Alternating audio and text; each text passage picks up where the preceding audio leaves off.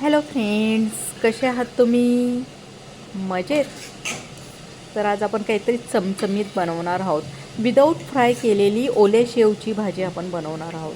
ही खूप पारंपरिक डिश आहे. म्हणजे खूप वर्षापूर्वी भाजीला काही नसायचं. ही भाजी बनवली जायची आणि घरातल्या म्हणजे घरात ज्या वस्तू असतात त्या वस्तूंनीच ती पटापट बनते. तर आपण तयारी करून घेऊया आधी.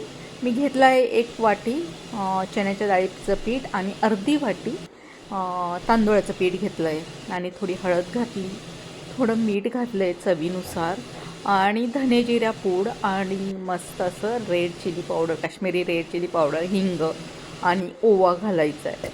त्यानंतर आपल्याला पाण्याने ते पीठ आपल्याला मळून घ्यायचं आहे थोडं घट्टसर. खूप पातळ नाही करायचं, घट्टसर भिजवायचं आहे आपल्याला. जसं आपण पाटोड्यांसाठी भिजवतो ना त्याप्रमाणे, या आपण शेव बनवायला भिजवतो ना त्याप्रमाणे आपल्याला भिजवायचं आहे. तर अशा प्रकारे आपण एक मस्त डो तयार करून घेऊया भिजून सने त्या पिठाचा. आणि मग आपण थोडीशी आमटीची तयारी करून घेऊया. आमटीसाठी आपल्याला आधी मसाला घ्यायचा आहे, मसाला भाजून घ्यायचा आहे. तर त्याच्यासाठी मी घेतलं आहे एक कढाईमध्ये लसूण, थोड्या लाल मिरची आणि थोडे फ्राय केलेला कांदा घेतला आहे आणि थोडंसं ऑइल त्याच्यात घालून आपल्याला भाजायचं आहे. मस्त असं खरपूस भाजून घ्यायचं आहे आणि त्याच्यात मग थोडी कोथिंबीर घातली आणि आपल्याला थोडं खोबरं पावडर घातलं आहे. मी रेडीवालं खोबरं पावडर घातलं आहे. तर तुम्हाला जे आवडेल ते तुम्ही खोबरं पण घालू शकता, ओलं खोबरं पण घालू शकता, तुमच्याकडे जे अवेलेबल असेल ते. तर मी अशा प्रकारे खोबऱ्याची पावडर आणि थोडे कढीपत्त्याची पानं घातले. ते आपल्याला मस्त असं भाजून घ्यायचं आहे तुपामध्ये या तेलामध्ये मस्त. आणि भाजल्यानंतर आपल्याला ते मस्त असं मिक्सरमध्ये बारीक असं वाटून घ्यायचं आहे. त्या वाटलेल्या मसाल्याची भाजी जी चव असते ना ती चवच देते. त्याप्रमाणे असं आपण मस्त आता त्याची पेस्ट बनवून घेणार आहोत आणि मग भाजीची म्हणजे आमटीची तयारी करून घेऊया. आणि थोडं अद्रक पण घातलं आहे मी, अद्रक राहिलं होतं घालायचं. तर अशा प्रकारे आता मस्त आपला मसाला भाजून झाला तो आपण मिक्सरच्या भांड्यात काढून घेऊया आणि आपण त्याची पेस्ट बनवून घेऊया. तर ही भाजी म्हणजे खूप टेस्टी लागते, खूपच टेस्टी. म्हणजे तुम्हाला सांगते गरमागरम बनवून चपाती या भाकरी या राईसबरोबर खाल्ली ना तर तुम्हाला खूपच आवडेल आणि एक चपाती जास्त खाल अशी ही भाजी होते.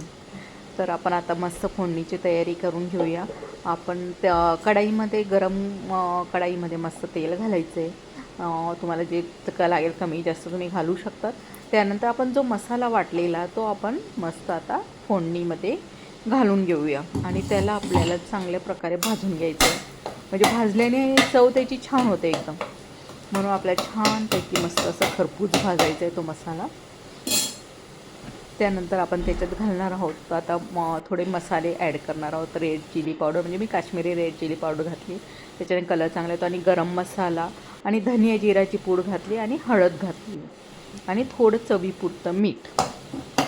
ते हे मिश्रण सगळं मस्त मिक्स करून आपल्याला मस्त भाजून घ्यायचं चांगलं. म्हणजे भाजीची चव चांगली येते खरपूस भाजल्यामुळे. आणि आमटी जी असते ती आमटीची चव काहीतरी वेगळीच लागते. जसं आपण म्हणजे हे भज्यांची आमटी वगैरे बनवतो त्याप्रमाणेच तशी आमटी बनवायची आपल्याला. मस्त म्हणजे मस्त चव येते तिला असे. तर असा आपल्या मसाला मस्त भाजला गेला आहे छानपैकी. तर आपण आता थोडं पाणी म्हणजे त्याच्यात घालू शकतो. जर मसाला जळत असेल तर थोडं पाणी घाला आणि मग परत भाजा. म्हणजे तेल सुटेपर्यंत मग चांगलं भाजायचं आपल्याला. नंतर मी अशा प्रकारे मस्त पाणी घातलं आहे आणि तो मसाला मस्त मिक्स करून घ्यायचा आहे आणि तो परत अजून म्हणजे भाजायचा आहे त्याच्यावरच. म्हणजे पाण्यात अजून थोडंसं तेल सुटेपर्यंत चांगलं भाजला जातो आणि मग भाजीला पण म्हणजे असं कलर छान येतो आणि चव तर एकदमच उत्तमच होते मस्त. तर अशा प्रकारे आपला मसाला भाजल्यानंतर थोडं त्याच्यात मस्त हे थोड्या वेळाने मग पाणी घालू शकतो आपण. म्हणजे पातळसर आपल्याला आमटी बनवायची. तर अशा प्रकारे मस्त आपला मसाला भाजून घेतला. वा, खूप मस्त भाजला गेला, खूपच छान. आता ब्राऊन कलर आला आहे त्याला मस्त असा आणि चव पण मस्त, वास पण येतो आहे खूप छान. वा मस्त अशी चमचमीत भाजी असली ना तर आमच्याकडे फार आवडते आणि माझ्या मुलाला तर पेशली खूप आवडते. अशी आमटीवाली भाजी खूप आवडते त्याला, लाल दिसणारी अशी. तर अशा प्रकारे पाणी सोडलं आहे आपण मस्त आमटीला आणि आपली आमटी आता मस्त तयार होत आली आहे. तिला चांगली उकळून घ्यायची, तेल तरण येईपर्यंत म्हणजे तेल सुटेपर्यंत चांगली भाजायची मस्त. म्हणजे तेल सुटेपर्यंत त्याला मस्त आपल्याला उकळायची आहे चांगली. आणि उकळल्यानंतर जे आपण पीठ मळलं होतं ना, बेसन आणि तांदूळाचं पीठ, तर ते आपण अशी जाळी घेऊन आपण ते जाळीतनं आपण असं म्हणजे हाताने दाबून आपल्याला त्याची शेव करायची आहे. आपण म्हणजे ही शेव ना तळायची नसते, ही डायरेक्ट आपण भाजीत सोडायची असते ही. तर त्याच्यामुळे काय होतं, म्हणजे तुम्हाला तेलाचा पण वापर कमी होतो तुमच्या याच्यात, म्हणजे शेव जी आपण तेलात तळतो ना तर ते पण कमी होतं. आणि अशा प्रकारे केल्यानंतर भाजीची चव पण खूपच छान लागते. ही ओली शेव आहे आणि ही ओल्या शेवची भाजी खूपच छान लागते. तर तुम्ही नक्की ट्राय करा अशी भाजी, खूपच आवडेल सगळ्यांना. आमच्याकडे तर 5 मिनटात म्हणजे सगळ्यांनी संपवली अशी भाजी झाली होती ती, गरमागरम मस्त. आता आपली भाजी उकळून झाली चांगली, तिला 5 मिनटं उकळायची जरा. आणि ती शेव मस्त अशी बारीक बारीक झाली आहे खूप आणि मस्त वाटते बघा भाजी.